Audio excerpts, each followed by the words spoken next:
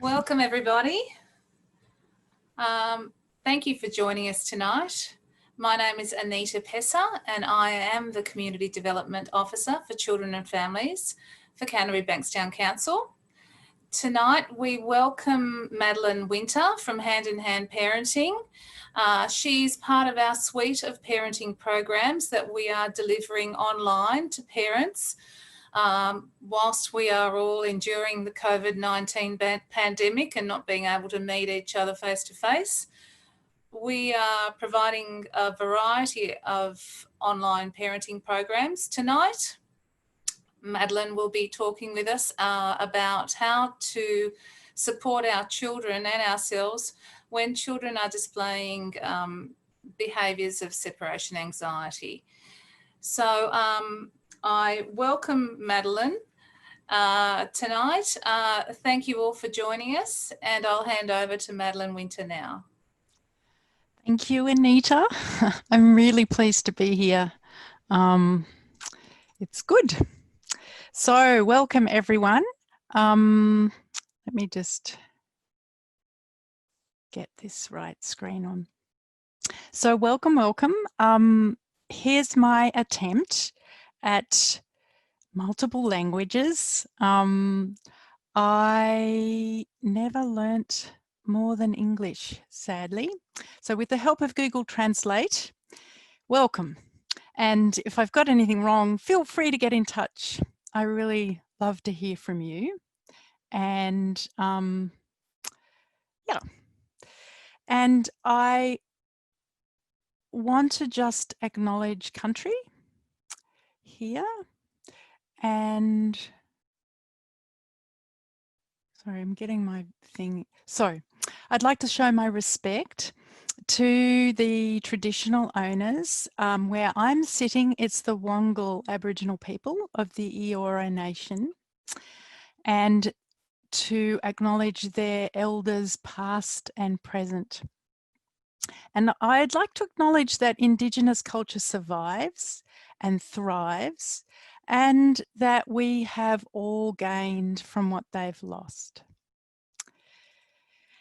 And as we begin, you're all on silent, and the beautiful Anita is my assistant.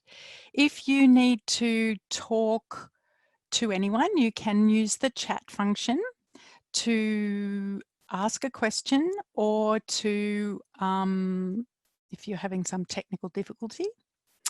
And we will have a go at answering any questions that come up along the way at the end. And some of you did identify things you wanted to know a bit more about. So toward the end, I will touch on those. So when you registered, some of you said, I'm interested in this. So. And we will hopefully send you a recording, and definitely send you some links where you'll be able to find some more resources, which I've put up on my website. And one of the resources that I love to offer, I love to hear from you, and you're welcome to get in touch with me. You can use this link, and we'll send an email out with a link. And we can set up a short free consultation to get it. I can get a better picture of what's going on in your family, and of where you might be able to find some resources that will help, or how I can help. So yeah. And I like to start here, which is the truth about you as a parent, which is that you are a good parent.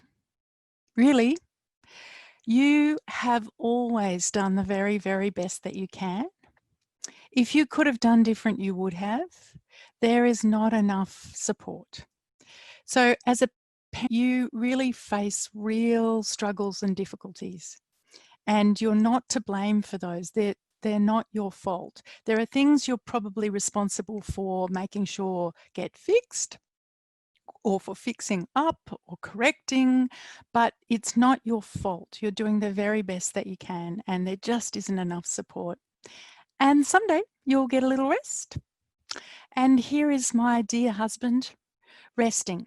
This is commonly what happens when we go out, I think he's pretty tired after 16 years. We're parents of a 16-year-old. So there he is. Hopefully you'll get a little rest. The other thing about what I want to communicate today is that we all make mistakes, and we have the best of intentions. I love being part of this group called Parents. I've worked with lots of different groups, and I've not worked with a group of people who are as motivated to work through what needs to be worked through as we are as parents. So we have the best of intentions, but sometimes those don't get us where we need to go. So this dear little duck has taken her ducklings out for a walk, and unfortunately did not plan the trip well enough. And I'm going to talk about planning, and she ends up in something of a pickle. But this happens to us all. So what I want to do here today is to help you avoid and to recover from your parenting fails. We all have them. It's not possible to get by without them, but the tools that I work with and that I teach are as much about fixing things up as they are about, as parents, we get really preoccupied with trying to stop bad things from happening. But actually, the thing we have real control over is fixing things up. You know, we need to be responsible. Our children are relying on us, but we need to focus as much on the repair as on the sort of protection at the front end. So a little bit about me. This is my husband again, and my sweet daughter when she was somewhat younger than she is now. So I've done all sorts of different things, and eventually I found my way to parenting, which I didn't think I was going to do, but has proven to be the best thing I could possibly have done. And I say it was better late than never. I only managed to squeeze out one, but she's a gem. And I've worked with hand in hand with this parenting approach for over 30 years. I did quite a lot of experiments on other people's children. And then I had my daughter, and she just knew what to do. And I found myself very quickly wanting to share these resources with other parents. And my main, the thing I get most out of it is just how good it is to connect with other parents and get perspective that this is not my fault, that this is not, you know, my private problem, but that, you know, almost every other parent is struggling, you know, with one or the other of these things. It really does help to put things in perspective. We get so isolated. So I love to connect with you. And my aim today is to talk about why separations are hard,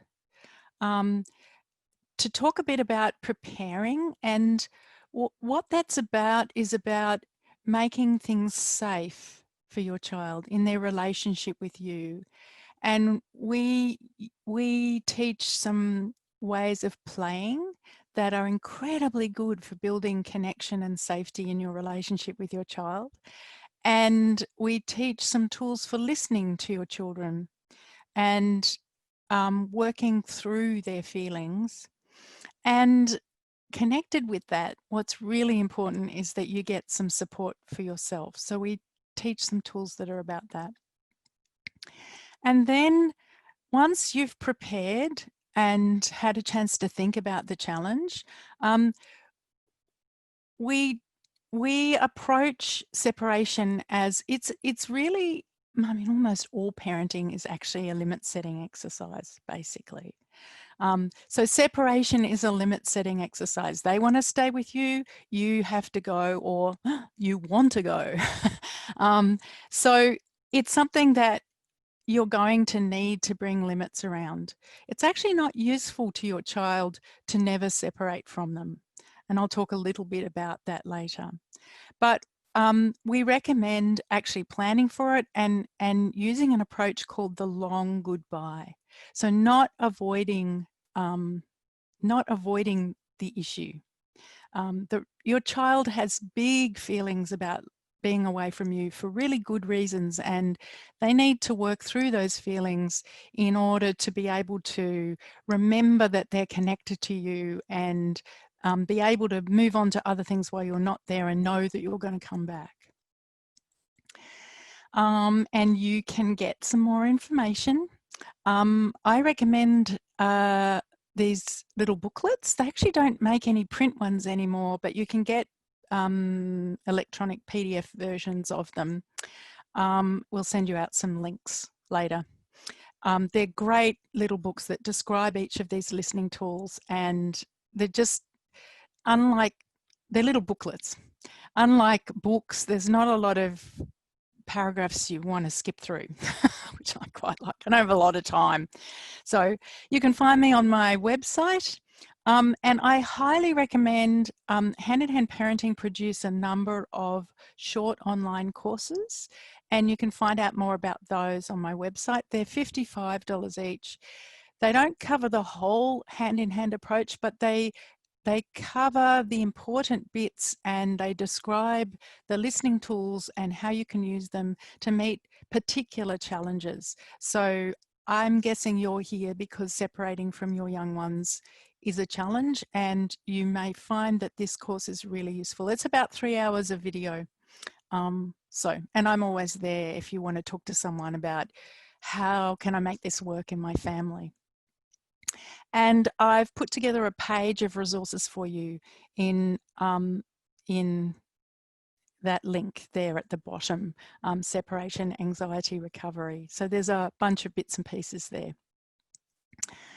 So hand-in-hand parenting is an approach that I call it, the approach is kind of like a love triangle. So on the one hand, there's the correction piece. So you need to be able to leave. Your child's clinging onto you and you need to separate from them. That's a limit setting exercise. That's correction. You know, there's a million other things you might set limits around. We'll talk about them in some other webinars. Our focus as parents tends to be on that, on the business of making sure our kids are doing the right thing. The trouble is that it works best if there's a balance between connection and correction. And when there's not enough, often problems with getting kids to do things and managing transitions and big upsets about you leaving is about kind of trying to get them to do something, which is be without you happily. When there's trouble around that, it's usually a sign that there's a connection problem. We keep thinking if we just tell them clearly enough, they'll do what we want. But actually, a lot of the time, what we need to do is figure out how to fill up their connection cup and other things flow out of that. And at the base of this love triangle is something that as parents, I think we don't get enough of, and we often don't value in the way that we need to, which is support. You need support. It's really complex work. It's emotional work. And we teach a listening tool, which is an adult-to-adult listening tool called a listening partnership. And it's a place where you can offload how you're feeling, which often gets in the way of being the parent you want to be. Get to think about what your challenge is and plan for change. Those things all together build what I call emotional safety. What you're doing is building emotional safety, and that is what will have things that's what it takes in this long-term project that is parenting. What you want out of this is not really, you want to be able to leave without a big upset, but what you really want is a 25-year-old who wants to spend time with you. You want to have got the relationship right. And we can get preoccupied with the bits and pieces. So what's all the fuss about?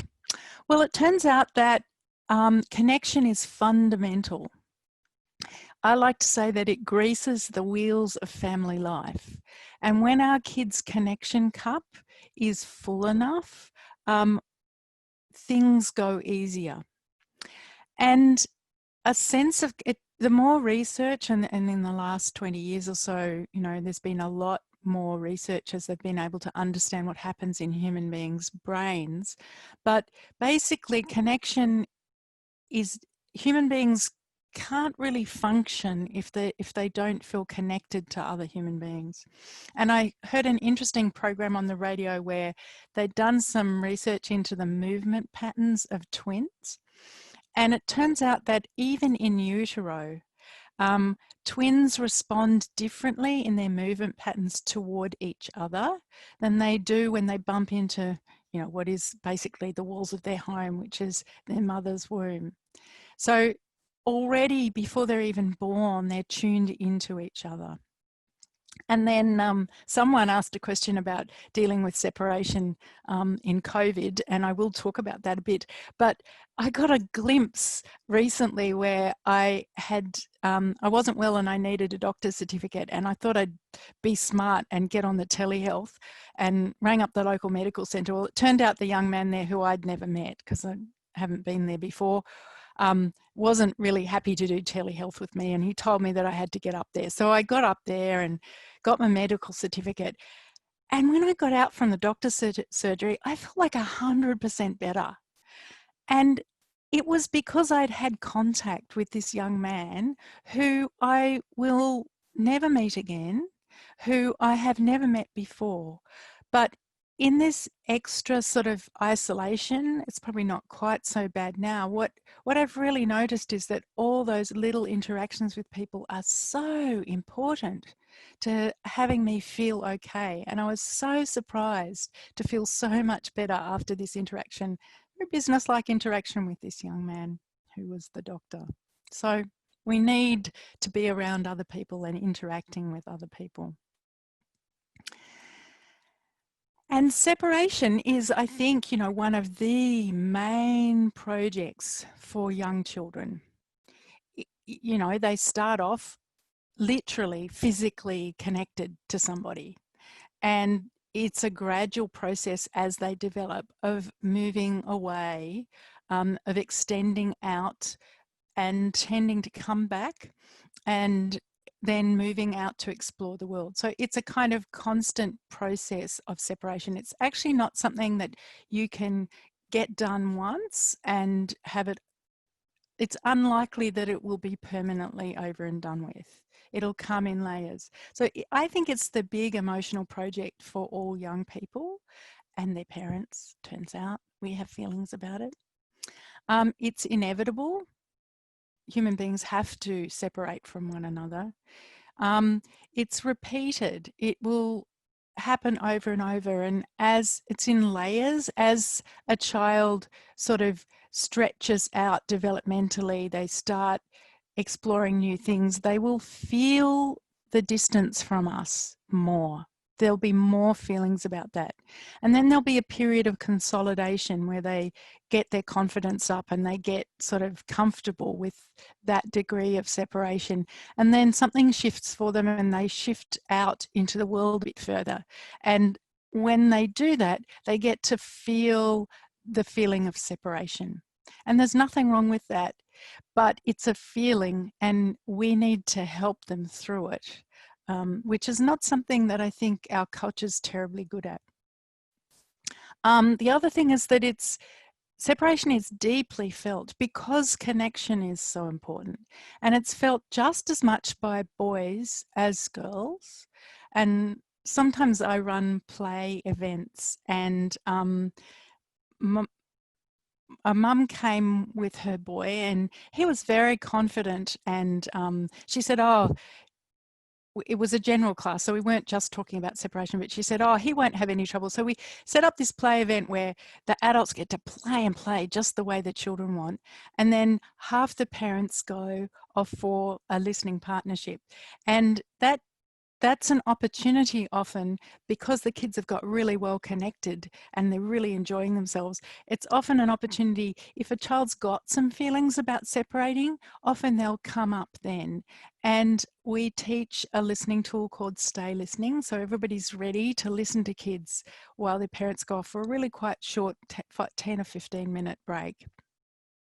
And he really had a huge sob. This boy who happily goes off to school, who never had any trouble going to preschool, but with the right environment, he had a bunch of feelings about leaving his mum that he needed to feel, and that we'd built the safety and he was able to feel them. So all kids feel this. I like to just orient us this way. The longer I've been working with these tools and with parents, the more I think about it as a relationship bank balance. It's not about getting your kid to do something. It's about balancing connection with correction and building. It's like a bank account. When you set a limit, you withdraw from the bank account. When you play and listen to your child, you put credits into your bank account, your relationship bank account. And when there's enough credit in the bank account, generally your relationship with your child will be characterized by closeness and cooperation. Transitions coming and going will be easy. There's just not going to be a whole lot of snarls. When there's lots of struggles and when you find yourself feeling like you're constantly setting limits, that's sometimes a sign that there's not enough connection credit in the relationship bank balance. And as I said earlier, we often focus on trying to get them to do the right thing. And sometimes if we take a step back and focus instead on building the connection credit, things shift in ways that are useful. So what I want to talk to you about this evening is a process for working through a child's feelings about separation. So the first piece that we need to do is plan. The next is that we need to connect and fill up a child's connection cup, put lots of connection credits in the relationship bank balance. Then we need to bring our child's attention to the fact that we're going to leave. So part of the plan is about figuring out when these feelings are going to come up. And what I love about working with parents around separation is that you don't have to wait to deal with it. You don't have to wait until you actually have to leave. All you have to do to get the process moving so that you can do some emotional work with your child around their feelings about you leaving, all you have to do is make it clear that you're going to leave. So you can do that anytime. And in fact, I recommend in your planning process, thinking about when it is that these feelings come up and how you could organize things so that those feelings come up at a time when you have the time to listen. Because when we're dropping our kids off at daycare, we're usually on our way somewhere. We generally don't have the time to listen. Quite aside from the fact that I don't think daycare is the place to do the listening. We want to be able to listen to our child's sadness about us leaving in a place where it's actually safe for them to be sad. And daycare is often not, childcare and school is often not a safe place for them to have a big upset. The teachers are too stretched. They're worried that other kids are going to get infected by your child's sadness, and generally big feelings, it's not an easy place for big feelings to be had. And children need to have big feelings about separating from you. There's nothing wrong with them if they do. That's normal. It's a normal human process. If they get to have a good cry about it, actually separations and transitions will be easier. So we're planning, we're connecting, and I'll talk about a tool for connecting. We're proposing to leave at some point, and then we want to be able to leave, do that, slow things down so that our children can have the feelings that are hanging around about us leaving, and we've got time to listen. Then at some point we're going to need to leave, and leaving is fine. Someone asked about what to do about our children at daycare, you know, drop off at daycare. And in fact, if you get to my webpage that's about separation anxiety, I've got a 15-minute video just about drop and leave at daycare, and I actually recommend drop and leave. But for that to work well for your child, you need to be tackling their feelings about separation at other times. Yeah. So then when you come back, you'll need to reconnect. And sometimes that's enough. And again, special time, which I'll talk about this evening, is a fantastic way to do that. Really, really efficient way of reconnecting and building a sense that you're on your child's side. That's what they need to be able to hang on to in order to be able to leave you confidently. So you can reconnect, and often you'll need to do a bit of listening there as well. If they've got some leftover feelings about you having been gone, you'll probably do some listening there. So I generally need to talk a little bit about timeout. Timeout is a tricky thing. I actually think it's a very valuable thing for us parents. We need timeout. We need a place where we can download how we're feeling, where we can get the support that we need, where we can plan how we're going to tackle an area in our relationship with our child that's difficult, or where there's been consistent trouble, and where we can get help.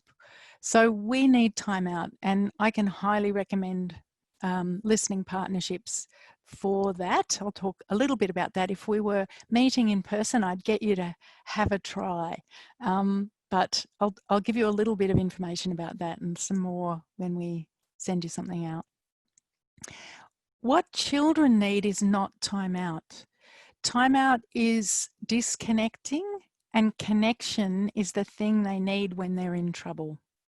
So timeout's not useful for kids. I like to think about what we need to do for children as time in. They need connection. They need a chance to have feelings about things. And when we connect with them and when we listen to their feelings, what happens on the other side of that is that their thinking brain can engage, and they can cooperate and figure out what's workable. When they're disconnected and they're flooded with feelings, that's when they're behaving in ways that are not workable, and we end up having to bring limits. So the first thing is about you, how you feel about leaving your child. Often the challenges that we have with our children are to do with, sadly, what happened to us when we were young. How were your upsets handled when you were young? What were goodbyes like when you were a child? The thing that happens to us, and parenting is a constant process of this, is that our minds are constantly, something happens and our mind goes back, we go back to find out, what do I already know about this? And if we're confronted with an upset 2-year-old who doesn't want to leave, our mind will go back, and it will go back to what it was like for us when we were 2. Parenting is a constant process of being reminded what it was like. I'm in the middle of working through, I'm telling the story of my teen years at the moment, because living with a teen, I'm constantly reminded of my teen years, which for most of us were not easy. There usually wasn't a lot of help, and we're on our own trying to figure out really big things. So in my, I'll talk about listening partnerships in a minute, but when I have a listening partnership, I'm telling the story of my 10 years, because I know that when my daughter has struggles, I am thrown back into what happened to me then. Well, that's happening to us all the time as parents. So when something bugs us about our child, or when we're struggling with something, it's really useful to find someone to listen to you and have a think about, what does this remind me of? How is this connected to what happened to me? What happens is our brain goes back to find information, but if there's big feelings that happened at that time, if someone was really tense with us, if limits were set harshly or even violently, if we were hurt or belittled, or anyway, if the experience was stressful, what will happen is the information comes up and the stressful the feeling that went with it. So we get that, you know, that flash that you have as a parent when your child does something. That flash is like a red blinking sign that something happened to you that's coming up, and it's actually got very little to do with what's actually happening now. We need to be finding a place to talk about that stuff as parents in order to be able to work out, how should we respond to our child's challenge now?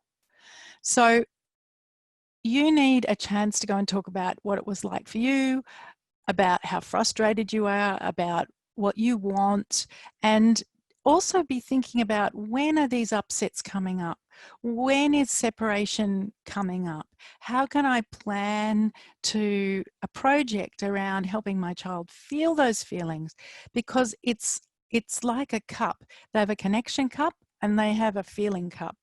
And what you want to do is fill the connection cup and drain the feeling cup. When the feeling cup is drained enough, they're able to think. Then, you know, the feelings will build up again and they'll be finding things to get upset about. Suddenly separations are difficult again, but you can figure out how to drain that cup again. So, and one of the things we often need to think about and need space to think about as parents is, how do we, around separations, how do we make time so that we don't have to rush off, but we can actually deal with our child's upset instead of trying to get over it? Because feelings don't disappear, they go underground.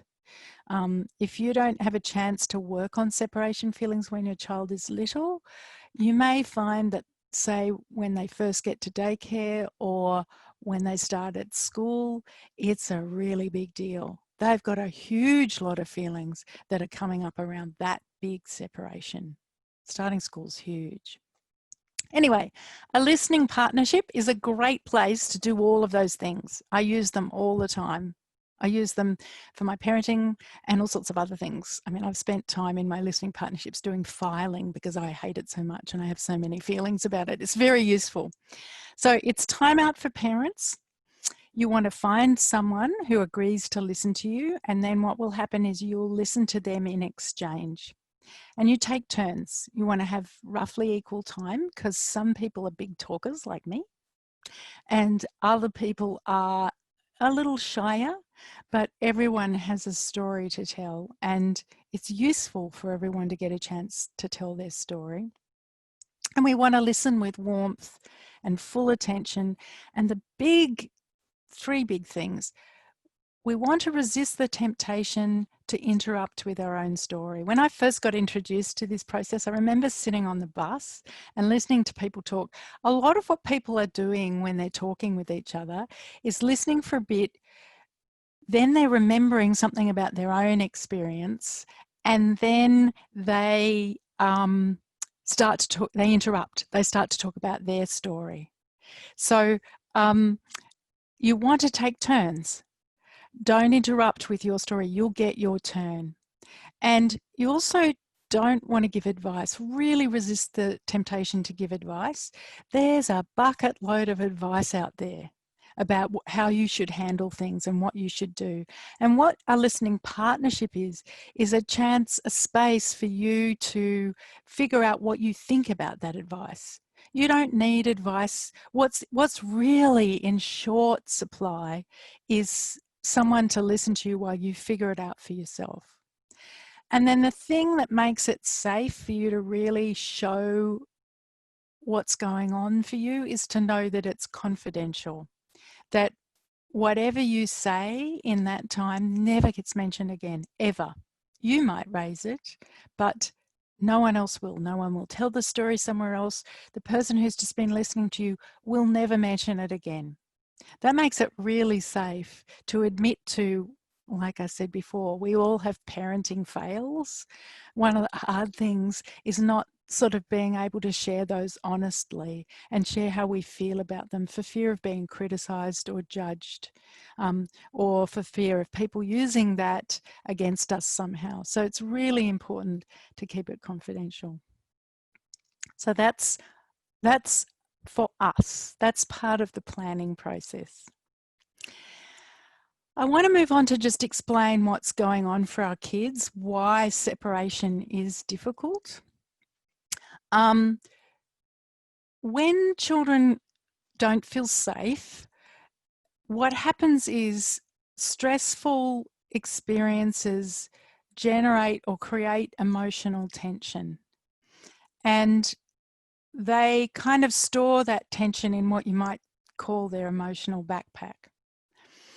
And if those feelings don't get dealt with and don't get drained, they're sticky. So they get bigger. So a little one who doesn't get a chance to work on separation, their fears about separation get bigger, or the fears. Separation is a fear. Separation difficulty is about fear, and fears are really sticky and they snowball, so they get bigger. It's not about separation, but an example is one of my daughter's friends was really, when they were smaller, was really scared of cats. We have a cat. She would come over for a play date and it was really hard going. And a few months later, I saw her dad and he said, "Oh, we've got to the point where we can't go out and eat outside at a restaurant because she's now really scared of birds." And I thought, that's exactly what happens. A fear that doesn't get handled well and a child doesn't get help with it, it snowballs. And those big feelings drive what we call off-track behaviour. So when kids are not able to cooperate, when they can't leave you easily, that's you know, I don't want to make it sound like I think feelings about separation are somehow themselves off track, but a child who can tell they're really well connected to you, whose cup of feelings is not overflowing, will be able to leave you confidently. And if they can't, then there's a project there that you need to give them a hand with. The other thing that young people do is that they'll choose small issues to have big feelings about. Those big feelings can be about, it's like you can't really know what they're about, but I'm sure you've all had the experience of a child getting terribly upset about something that just seems ridiculous. Around the topic of separation, a friend of mine told me a story. They were moving out of the house that their child had been born in and had grown up in, and the child was about 10 at that point, and he really didn't want to move house. And some months before they had to move, so he was a bit upset about it, and some months before they had to move, the television busted, and at that point the television was an old one. It wasn't one of these flat screen things, and it was sort of deeper than it was wide. So it's like, this is not a television you would in any sense get upset about having busted, and he had a huge sad wailing sadness about losing the television. Like sometimes they have upsets about things that are just so silly that you have to believe that it's about something else. That happens all the time. At a time when my friend's daughter was starting school, she came into the kitchen and she had this purple teddy bear, and Grandma had given her the teddy bear, and she said to her mum, Grandma's gonna want Purple Bear back. And my friend thought, Grandma's not gonna want Purple Bear back. You know, if you want Purple Bear, Grandma will give you Purple Bear. But then she thought, this is not about Purple Bear. Sometimes we have a kind of hint. It's like, oh, we can remember that there's a bigger picture. And in this case, the bigger picture was heading towards starting school, which is a really big deal and a huge separation for young ones. So instead of reassuring her daughter, my friend said, sweetheart, it'll be sad to lose Purple Bear. And the daughter, what? Purple Bear? So you had a really big cry about Purple Bear. Mum could have said, don't worry, you won't have to lose Purple Bear. But Mum could tell that actually there were big feelings around, and Purple Bear was a pretext, was a chance to have an upset about big sadness. And that's called, when we choose to do that, when we don't rush in and fix things up, that's called stay listening. So the mums stay listened, and after a while, you know, Purple Bear was forgotten. But really she'd had a chance to cry about something else. Her mum was guessing that it was about heading towards school. And unfortunately, if we stop, so if Mum had said, sweetheart, Grandma won't take Purple Bear back, I think that mother would have missed an opportunity. We're very tempted to do that. I think as parents, we're kind of biologically sort of programmed to fix things up. Our child has an upset and we want to fix it up. And sometimes that works, and sometimes it doesn't matter what you do. There's just one upset after another and nothing's right. That's a child who's looking for an opportunity to get upset. And unfortunately, all that fixing up that we do, all those ways that we stop children from showing their feelings, it doesn't make the feelings go away, it just makes them go underground. So especially around separation, the more that we can set up opportunities for our kids to feel sad about us leaving, the more they're getting rid of a pile of stuff that's getting in their way of moving into the world happily and enthusiastically. And whenever we can, if we can listen to those feelings, it will be helpful. So when a child feels safe, what happens is, if they're carrying big feelings in their emotional backpack, they will release them. And it turns out this is a process, a healing process. So tears contain stress hormones and are the way human beings release grief. And tantrums are not some kind of nasty plan to stuff up your day, although that's might be what they do. But tantrums allow a person to release frustration. Laughter is really important. It's how people release fear. So when kids are in trouble at school and they laugh, teachers often get pretty tense about it. But actually the reason the kids are laughing is because they're scared. And laughing's what we do when we're scared, amongst other things. There's a reason that we tell jokes about sort of socially tricky subjects, and it's because we're a little bit scared about all that. And we tell jokes to try and get to laugh about it. Doesn't mean, you know, mean jokes are okay, but that's what the process is.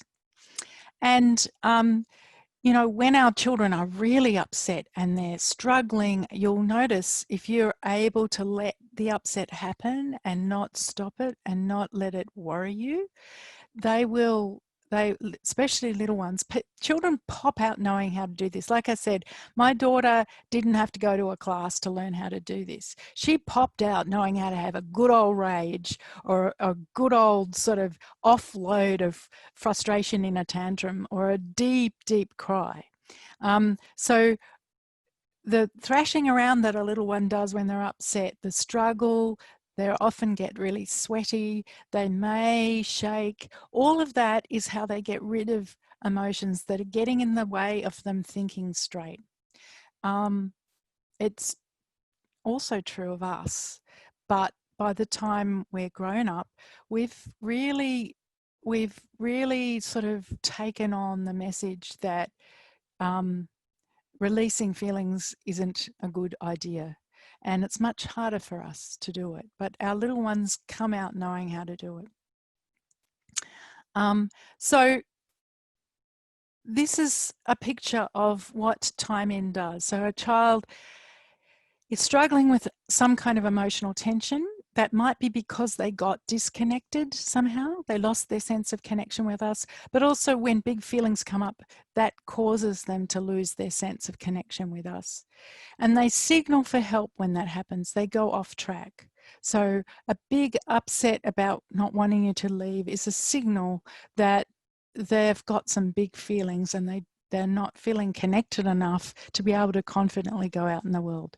And if you cannot fix it, like the mum did with Purple Bear, not try and solve the problem, but actually bring limits. Sweetheart, it'll be sad to lose Purple Bear.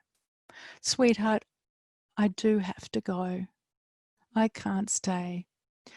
Something we always need to say to our children is, I'll always come back to you. I'll always come back to you. That's very important. And the other thing is, it's very important not to sneak off.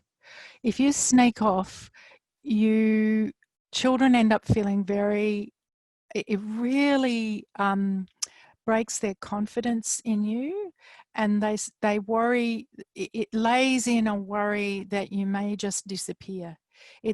Sometimes we do it because we find the upset that they feel about us leaving hard, but it's really not a good idea to sneak off. You need to always tell your child that you're leaving. So if we don't fix the problem, if we just hold the limit, sweetheart, I am going to go, and we listen to the upset that comes up, then at some point our child will shift to being able to happily let us go. There was a thought. It's gone, so it might come back. So we need to have a listening partnership or some place where we can plan. When is it that my child gets upset about leaving? You know, if it's first thing in the morning, then can I figure out how to make more time so that I can listen to my child's upset about leaving? We don't have to just run roughshod over everything and shove him in the car and, you know, put him in the car seat and get going. We will have to do that sometimes, but there's probably time in the week where you could actually take things slower and be able to actually listen to your child through their sadness about you leaving, and that will really help them. So we can plan, and then the first step is to really thoroughly build a child's sense of being connected to us. That's what builds emotional safety. That's what means they can have a big upset and a big sadness, because right in their middle, they know we're on their side. And special time's a fantastic way to build connection. So we build safety with special time, and it means a child can carry the gift of our love with them when we're away from them. It's a one-on-one playtime where we say to a child, I'll do whatever you want to do. And we do our very best to be super pleased with whatever they want to do. Sometimes they want to do things we won't want to do. And so there's a few rules about special time, some guidelines that help make it work. special time, if we were in a group together and I could get feedback from you, I would ask you, what do you do? What are the rituals in your family? What are the things that you do which where you can tell you're connected? And, you know, most families have some. It might be dinner time. A common one is, you know, snuggling up in bed at night and reading a book. So we already have places where we dedicate ourselves to being with our kids. But special times slightly different, because what we do in special time is we do what they want to do, because it's such a relief for a child to have us enthusiastically do what they want to do. It gives them a really deep sense that we're on their side. And that's what makes it possible then to set a limit. Whenever we set a limit, we're going, almost by definition, we're going against our children. We're asking them to do something, or we're insisting that we're going to do something they don't want. So when we're leaving and they don't want us to leave, that's a limit. And those limits go better, the process goes better, if in their heart of hearts, when we have to counter them, when we have to bring a limit, they know that we are on their side. And special time is the best way. It works best with younger children, kids under about 10 or 12. It shifts a bit once you've got older children. You know, probably most of you have got quite young children, so you know, if you want to know a bit more about what happens as they get older, but it's slightly trickier. But with little ones, it works an absolute treat. So it's one child and one adult. Or actually, you can have more than one adult, but definitely just one child. Each of your children needs a super highway into you and into your heart. And in fact, you know, a lot of difficulties that siblings have with each other is actually to do with their sense of connection to you. So doing special time with each of your children will make a huge difference. One of the things you may need to spend some time on in your listening partnership, or where you get to work out and make plans for your parenting, is how you're going to manage if you have more than one child. But it's one child, and you set a timer. You have it's a set time, 5 minutes, 10 minutes, 15 minutes. I wouldn't go longer than an hour. It's almost impossible to continue going your child's way if you spend too long at it. And you want this to be a time where you're really going your child's way. And you announce it, honey, I've got 10 minutes. Let's do special time. What would you like to do? And then you just bring extra warmth and eye contact and enthusiasm to whatever they want to do. If you can, if the play ends up bringing laughter up, that's a good thing. But you don't want to make fun of them, and you don't want to tickle. Tickling doesn't put children in charge, and special time is where a child gets to be in charge. That balances, you know, the 90% of the time or 95% of the time where they're not in charge, where they're littler, younger, smaller, and they just have to do whatever's happening. For them to be able to manage all of that well, a space where you're really going their way will make a really big difference. And in special time, we're not teaching. Don't teach. It's their agenda. So don't give them advice. Don't give them instructions. Pay warm attention to them if they're figuring out how to do something or they're struggling to do something. What they're doing is they're using your confidence and they're using your warmth to figure something out for themselves. They're being told what to do all the time. It doesn't help. So they need a space where you're on their side and you're just lending them your warmth and connection while they figure it out for themselves. The other thing about special time is that it's not conditional. So I'll give you special time if you put your clothes away or if you do your homework. In fact, Homework's a great example of where if you did special time for 10 minutes when they first got home, the homework may actually go a whole lot easier because they feel connected after a day away from you, because they've been at school where it's really, they don't get to choose what they want to do. They're sort of full up to here. So special time's great for front-ending spots in your week where you often have trouble. So it's a great thing to do when you know you're going to have to separate, is to do some special time, really fill their cup of connection. So once we've done some special time, what we want to do is set up the possibility of separating. So ideally we want to do this when we've got time to listen. So this is the bit where we're going to listen to them, and this is called the long goodbye. This is where you need to figure out where you've got time to actually listen. I know this may sound weird, but we did this a lot of, my husband and I, with my daughter on Sunday mornings when I did not have to leave at all.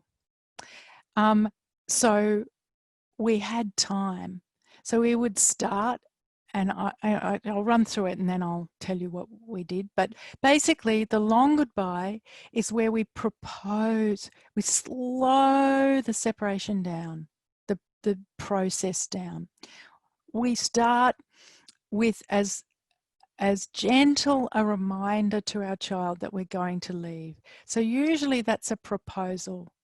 So when we were doing work through this with my daughter, when we first started, I remember she was about 18 months. We had to do a whole pile of it. We did bits before, but just saying, Mummy's going to go tomorrow morning to go out. You don't need to explain very much. 5 words or less is what we say. Once you're trying to provide a whole lot of explanation, you're into a different process. What we want to do here is help your child unload their feelings about you leaving. Once you start to use a lot of words, what you're actually trying to do is get their rational mind to understand. So, sweetheart, don't feel sad because, I'm only going to go away for a little while. Well, you're trying to get their thinking mind to understand something, but they're flooded with feelings. If you can just listen to their feelings about you going, then they'll be able to handle it easily. So you propose to leave. Sweetheart, I have to leave. I care about you. You're completely safe. I'll always come back to you. You don't want to fix it. Oh, okay, you can come with me. I mean, you can do that sometimes, but you won't get to those feelings if that's what you do. Or, if other ways we try and fix it, oh, well, you can have an ice cream, while Mummy's gone, or you can watch your favorite TV program. I mean, there's room for getting by. Parenting is one big process of getting by, but to really handle and help your child through the feelings about you leaving, which are getting in their way, you're going to need to spend some time actually letting them have those feelings.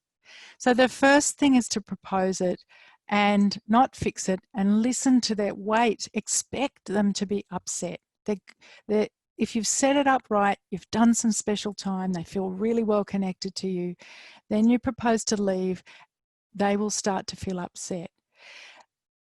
Upsets are the pathway to cooperation. They're actually not a sign that they're resisting. They're just having some feelings about it. And if you can let them have those feelings, then they will get to a point where if what you're proposing is reasonable, they will get to a point where they can cooperate with it.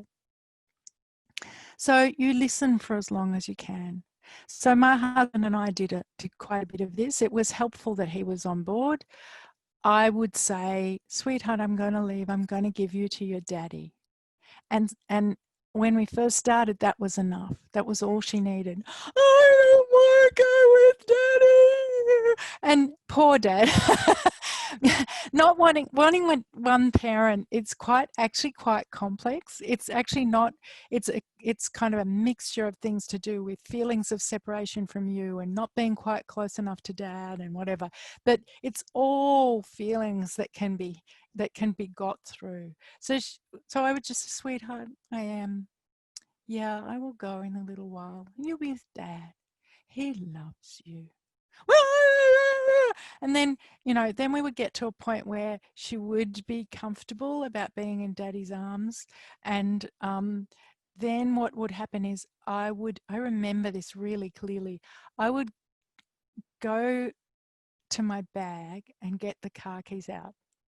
And she was only 18 months old, but she knew, kids are really smart.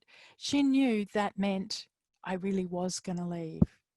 And so the next step was just to do the next thing that would help her feel the separation. And I remember it being getting the car keys. So I wouldn't have to actually leave at that point. I just get the car keys. I'm going to leave, sweetheart, and then wait and listen. So you can stretch it out as she sort of stops being upset on that spot. You take a step towards the door. Sweetheart, I'm going to leave. It's a very similar process with dealing with sleep issues. Sleep issues are actually often separation issues, that children experience sleep as a separation. And so I'm going to leave the room can be the long goodbye. As you slowly leave the room, not to try and get them used to you not being there, but to provide them with a chance to feel what it means to be separating from you. And as they feel each piece, they can cope with being further away from you. When a child, you'll have had the experience where a child's really upset and you bring them to you. What happens then almost always is they stop crying. And we think, oh, the upset's gone away. But it hasn't. It's just gone underground because they can't feel it anymore. When a child's on top of you, they actually can't feel the separation. So you might need to move them away a little bit. Sweetheart, I am going to go. Sometimes it doesn't take much at all. But if they're glommed onto you, they're actually not, it makes sense. They're not separated from you. It may be enough to propose, sweetheart, I am going to give you to your dad. I am going to leave you with so-and-so. I am going to go now. But if they're able to get sort of stuck to you, often it actually stops the feelings. And the thing to say about this is, if you get sick of it, if you get tired of listening to them, it's fine. Stop. Go do something else. Change your plans. We change our plans all the time. We worry about consistency as parents. And, the reality is our kids are really used to us changing plans half the time we don't even notice that we've done it. It's okay to stop when you've had enough. Every little bit that you can listen to your child be upset about you leaving will drain the cup. And you'll find at some point, suddenly, it's easy. It won't necessarily stay easy, but for a period, it'll be easy. It's like all those hard feelings about leaving and separating have been drained, and now they can function. So we call this process stay listening. So when our kids are upset, we can move close. We can make it safe. So sometimes when they're upset, they're inclined to do mean things or break things or thrash around or try and hit us. We need to get them in close enough that they can't, in their upset, do any damage to themselves or us or other people. We want to make time and space for this to happen. Propose to leave. Tell them that we will always come back. And remember that the upset that they're feeling, the crying, the tantruming, the raging, all of those loud words, they are the healing process. And stopping them does not stop the hurt. It stops the healing process. So once you've done that, you can leave. And I do recommend that you find your way to my website and watch a little video about leaving your child at preschool.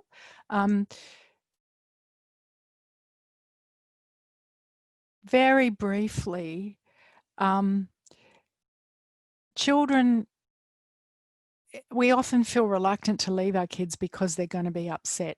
What often happens is if you leave and then you ring up preschool, they'll say, "Oh, she's fine. She's playing with the other kids," you know. And it's like, what's happened is your child felt big feelings at the point where they knew you were going to leave. But when you leave, there's two things happen. It's either not safe for them to stay with those big feelings because there's really no one there to listen, or and really they're able to put those feelings away and put their attention on interesting things that are happening at daycare or whatever. So you'll ring up and they'll be perfectly happy. But it looked like they were going to die when you left, when you were about to leave.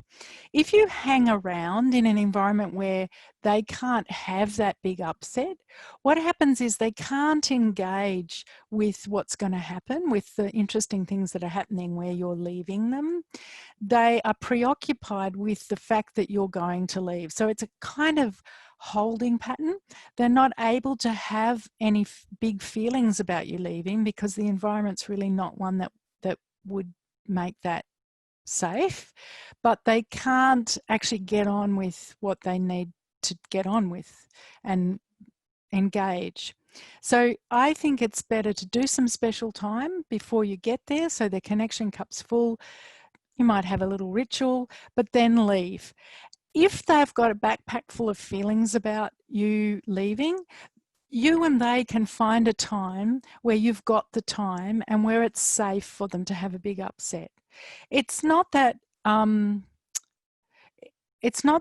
carers are mean, but I worked as a child carer for a while, and when you've got a lot of kids, it's very difficult to pay close attention to one child's upsets. You're at safety manager level.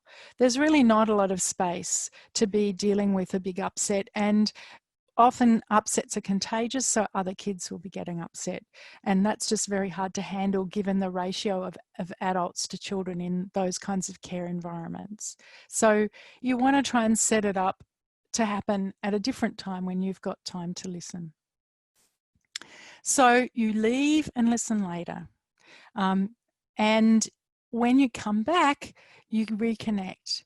So you might do some special time, which is a really efficient way to reconnect. And what may happen is your child finds, if it's not clearly about separating, if they've got some big feelings about the fact that you've been away and they've been away from you, they may find all sorts of little things to get upset about. And if you can remember, this is my child trying to find a way to offload some feelings that are getting in their way of enjoying life. You can actually enjoy what I call the special gift of little heartbreaks. That, sippy cup that's the wrong colour, that toy that they really want that their sister's got, that jumper that's, the wrong one,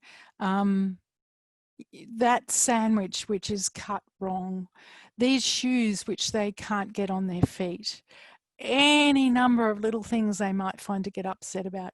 Those are actually opportunities. If they happen at a time when you've got time to listen, it will really make a difference if you can take the time to listen and know they may be about the separation, but they're also quite possibly about any number of things they've been carrying around in their emotional backpack. Sometimes they'll give you a little hint.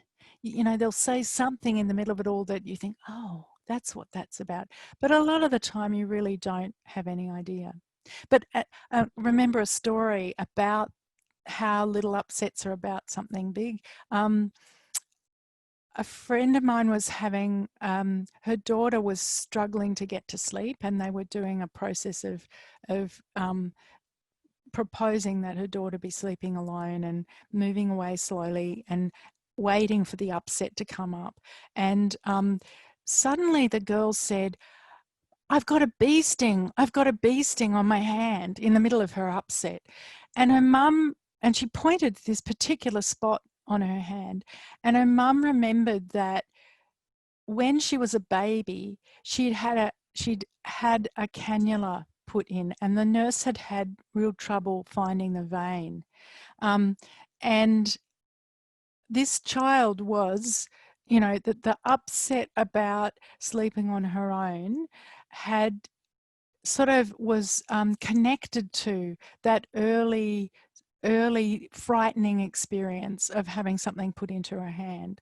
And, you know, because the mum knew the backstory, she could, you know, she had an inkling what it was about. But I think anytime a child's having a big upset, it's about something. I remember once doing some special time with a young friend of mine and his mum, and we were out in the park, and suddenly he's saying, the ants, you've got to get away from, and when you do special time, you do whatever they want. So his mum and I are getting away from the ants and jumping on the table and jumping on the chairs to get away from the ants. And I didn't, you know, I didn't know him that well. And, you know, thought, oh well, you know, he's getting us to, I don't know what he's doing. He's being the one in charge, which is what you do with special time, and we're being enthusiastic playmates, and he's getting to work on something. Afterwards, his mum told me that the first time his dad took him out, when just after he'd started walking, they'd gone to the park and he'd stood in an ant's nest. It's like our children are looking for ways to work on what's happened to them and how they feel about it. So the game he was playing in special time was about working through that experience of having been bitten by a whole bunch of bull ants very early in his life. Anyway, I don't know if it's connected to anything, but it illustrates the general point, which is that the upsets our children have and the things that they explore in special time, where they're the one in charge, are about what they're carrying in their emotional backpack. So that's what I have to say today.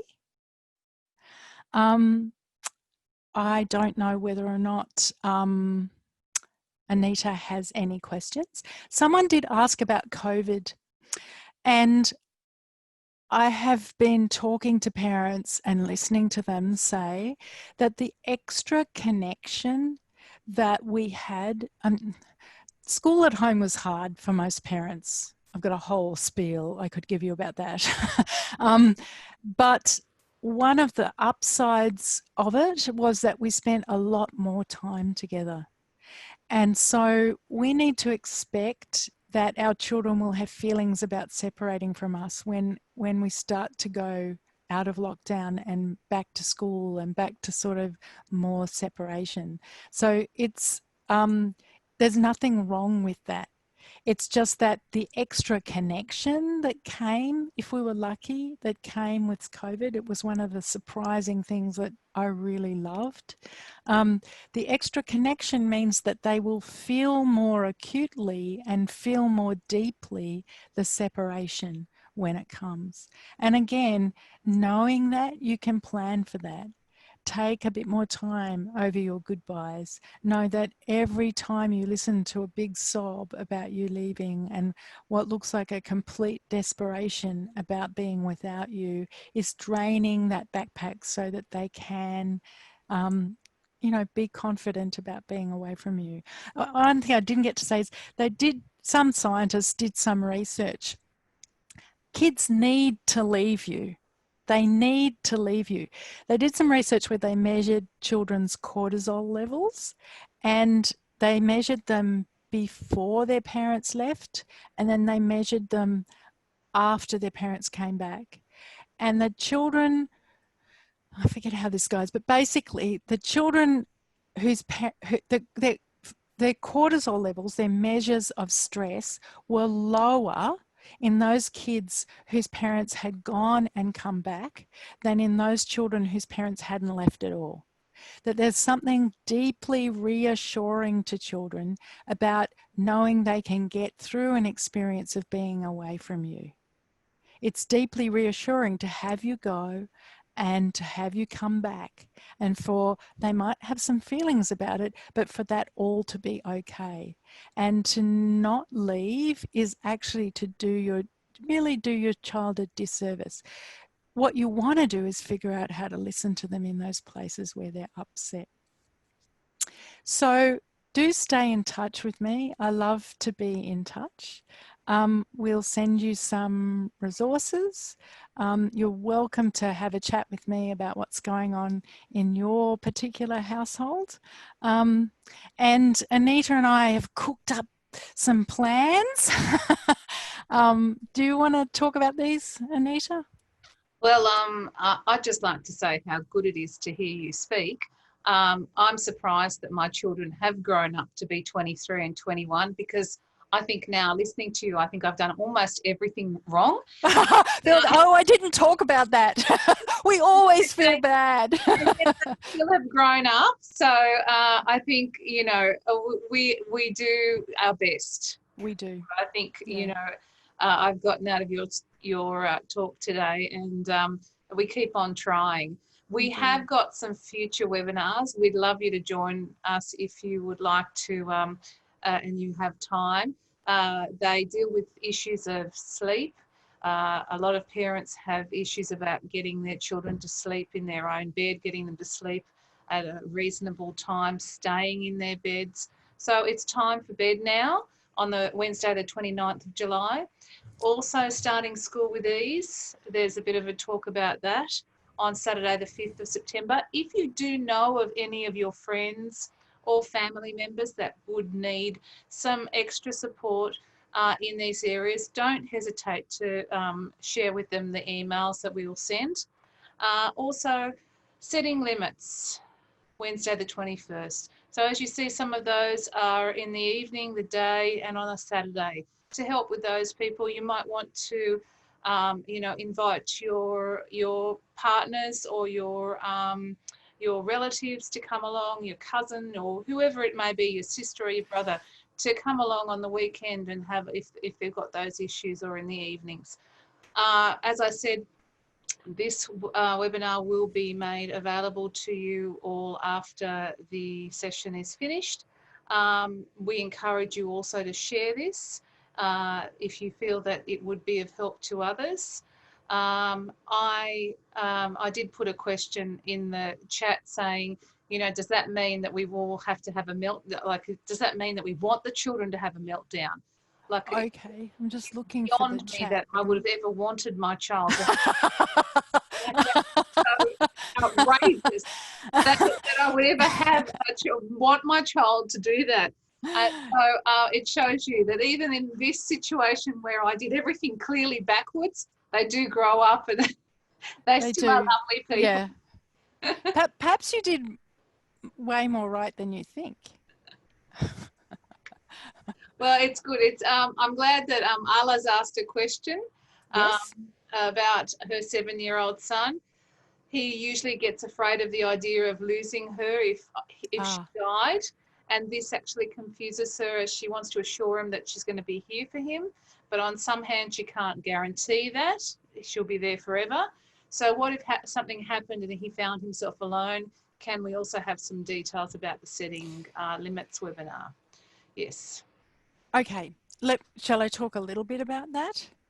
Please do. I had the same dilemma. I think you have to say, if I possibly can, I will always come back to you. I will always come back to you. And it's like, we need to keep focused on giving our children a chance to be sad about normal separations. If he's bringing up stuff about you'll die, it's just a sign that he's got worries about he's got worries that you need to handle. If a child's not carrying anxiety, they won't be preoccupied with whether you're going to die or not. So we get worried when we hear a child saying that, because it scares us to think that we might not be able to guarantee, that we will always be here. But that's a distraction in a way. It's like, actually, he's just saying, I'm scared. And all you need to do is find a way to listen to him in that place where he's scared. So he may be saying, I'm worried you're going to die. Say, I will always do my very best to come back to you, sweetheart. I'm right here now. I'm right here now, honey. I'm right here now. And then if that doesn't get to it, then be confident that listening to him when you do have little separations is draining that more general anxiety about whether you're always going to be there.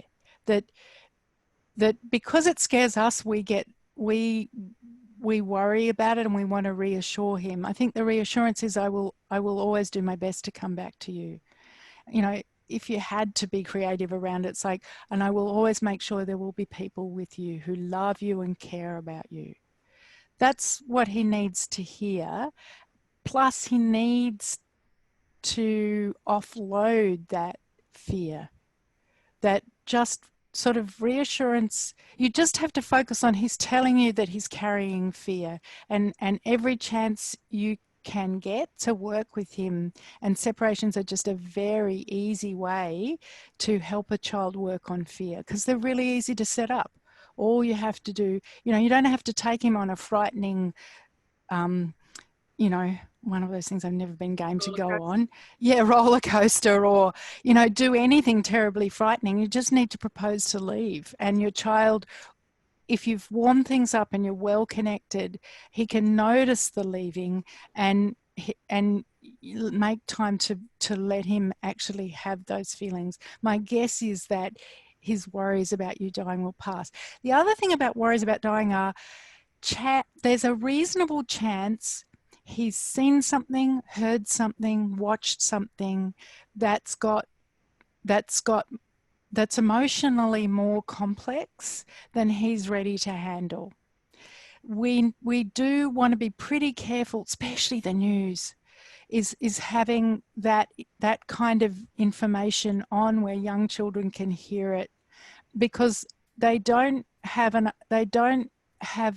a way of putting it in context in the way that we do. It's just frightening. And a lot of it just is unnecessary. Like, really, do you need to know that someone in Queensland stabbed someone else? It's like, it's frightening. So my guess with a child who's saying that is that someone in their life has died, or they've been exposed to the idea of death in a way that they haven't been able to process. And again, we can't protect our children from everything. We can do our best. I think it's a good idea to turn off the news. It's not a useful thing for young people to see. But if something does go in, he will show you. He will show you by saying, I'm worried you're going to die, mummy. Or he will show you, if you do special time, if a child's got a really big preoccupation with something like that, what happens in special time is they'll set up games that are around the theme of it. So very commonly, children who've had lots of medical experiences when they're young, it's really handy to have a doctor's kit, a play doctor's kit around with little children. And if you do special time, there's a doctor's kit around and a kid's been through traumatic medical experiences, they will want to play doctors. And the best way for them to play doctors in a way that's going to help them recover is, what they'll want to do, if you're willing, they'll want to doctor you. They'll want to be the doctor and do stuff to you. What's happening there is that they're shifting from having been the victim, having been in an experience where something was done to them, to shifting with play to a place where they're doing it to somebody else. And that is a healing process. So if your child's saying stuff about death, then maybe they've seen something or heard something, or they have a sadness about someone dying, and play special time in particular where you're watching for what agenda they set and what they really want to play. So that's one of the reasons in special time you don't make suggestions. Oh, I know you like to play this. Would you like to play this? What you're looking for is for them to surprise you with their own proposal, which could be just ordinary, but it may be about something that they're worried about or they're carrying tension about. So yeah, don't get put off by the seriousness of the topic. It's just a fear and you can help them with it. That's a great answer. Thank you, Madeline. Does anybody else have any questions that they'd like to ask Madeline? That was a good one. Ajla, that was a good one. Is there anybody else that would like to ask any specific questions? And just remember that Madeline has offered a 20-minute consultation after the session. If you book in a time with her, she can have a chat with you if you do want to talk about anything a little bit more in depth. She can do that with you. But I think you've done a great job, Madeline. It certainly explained things to me very clearly. I still can't get over the fact that we need to sort of make a space for these outbursts. I've always sort of tried to will them away and pat them away, as you said, you know, getting them close to you and, you know, in some way reassuring them so that they don't have these outbursts. But it makes sense to me now that what you're saying is that we give them space in a loving way with connection to process these feelings in a safe place, away from possibly the time that we do have to get to work or go to the shopping or go to the doctors or wherever, that we have a safe time that we can actually put into this. Yeah, I think that's been a great learning for me. We will send out a questionnaire or a survey just to ask you what you think and if there's any other topics you might be interested in. Is there anything specific you'd like to say about the limit setting? I actually wanted to know a bit more about the limit setting, that webinar, what you would be going into in that webinar. It's not, I've just got rid of the screens, but it's just about, I don't know what you'd be going. Oh, I know. I've just got rid of the screen. So now we've got a lot of names. So anyway, pretty well any parenting challenge. So sleep, separation, sibling rivalries, aggression, pretty much any place where our child is doing something where we need to try and get them to do something different. It's all about limit setting. It's like they've got a feeling that's driving them and it's driving them off track. And so then we are going to need to do something to interrupt that. The trouble is that we tend to think that what's happened when a child is doing something where we need to set a limit. This is assuming that we're not being mean and unreasonable. Like, got to check that. But if the limit is reasonable, sweetheart, you need to go to bed now. It's time for bed. Honey, you do have to eat vegetables. No, we can't play any longer. We're going to go. So, you know, so long as the limit that you're proposing is reasonable, the trick with it is that we think that the reason they're off track is because they don't have enough information. And we try and give them more information. And the trouble is they're already off track. Their thinking mind is not engaged. They've got a whole bunch of feelings going on, which is why they can't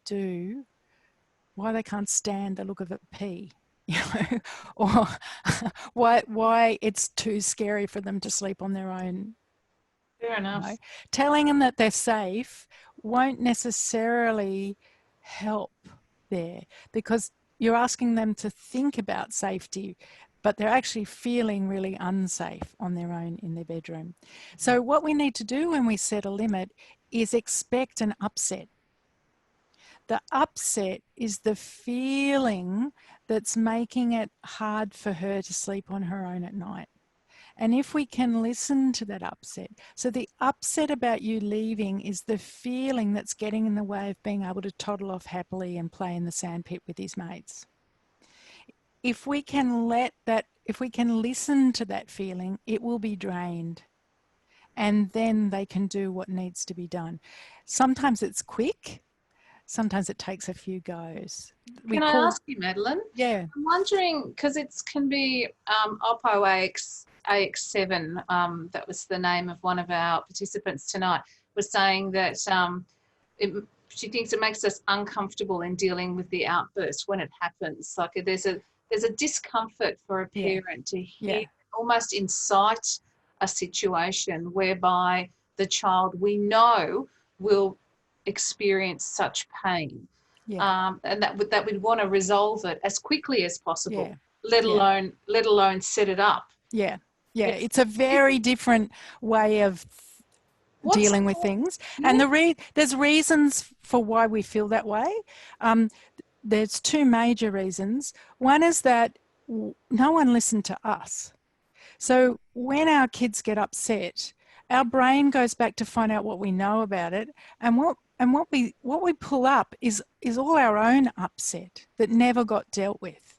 And sometimes it can feel extreme. It's like, I must stop this child crying. And sometimes that's about some big feeling we're having, which has been pulled up by our child's upset. And sometimes as parents, we get so we can't really tell the difference. We can't tell what's our child's issue and our own issue. So when my daughter started school, I walked into the school ground and I was just overwhelmed with this extreme feeling that I was completely surprised by. And I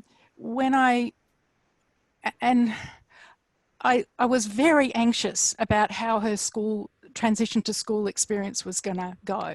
Well, it turned out sometimes we don't remember the things that are biggest in our own experience. I had a number of listening partnerships, just working on that feeling. I had just real stress walking into school ground. It turned out my parents, I sort of knew this, I just didn't know its significance.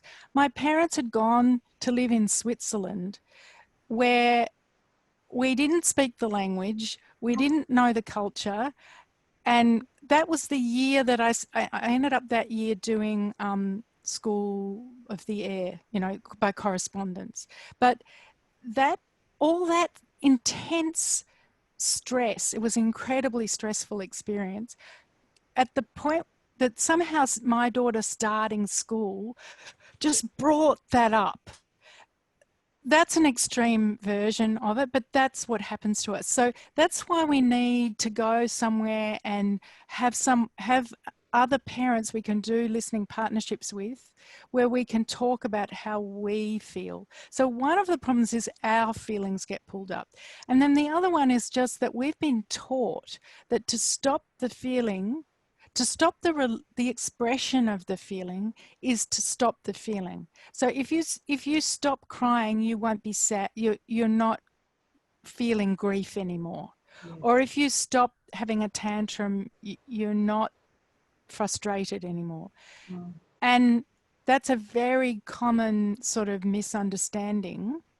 But if you stop the crying, you stop the process of releasing the grief. So the grief just sits there and waits for the next opportunity. So the sadness about you leaving sits there and waits for the next opportunity. That said, there's a lot, we're experts at diverting, distracting, avoiding, and that, it's kind of that's necessary at times. Yes. But if we do that every time, we leave our kids with this big backpack and they're looking for a hand. Well, again, Madeline Winter, it's been wonderful to have you on tonight. Thank you for sharing your insights and your training and your experience with us. We look forward to the future webinars we have planned. Thank you everyone for joining us tonight. I sincerely hope that this has helped in some way. I'd be very interested to know if you do put it into practice, how it goes. Yeah, I'd love to hear. Yeah, and if you wanted to call or email Madeline, she has given her email address, or I can send it with the resources and the recording after this webinar. So I wish you all well, be safe and good night, and thank you again for joining us. Thank you all. you. Thank you. Bye-bye. Bye.